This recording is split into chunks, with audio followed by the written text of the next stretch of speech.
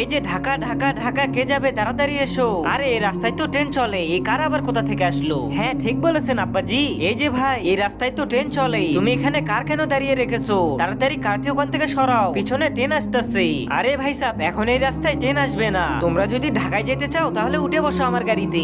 আব্বা, আমি ওসব ট্রেনে উঠতে পারবো না, আমি এই সুন্দর গাড়িতে চড়ে যাব। 2000 টাকা ভাড়া নেবে, চুপচাপ এখানে দাঁড়িয়ে থাক।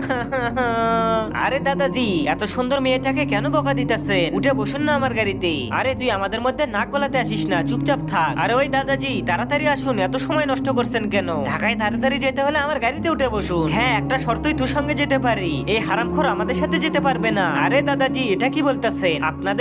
আপনাদের গাড়ি ভাড়া আমি দিয়ে দেবো, চলুন। কি বললে? তাহলে চলো তাড়াতাড়ি। দাঁড়াও, আমি এখনই দরজা খুলে দিতেছি। এরপর তো তারা খুব দ্রুত ঢাকার দিকে গাড়ি নিয়ে যেতে থাকে। আরে গাড়িওয়ালা ভাই, একটু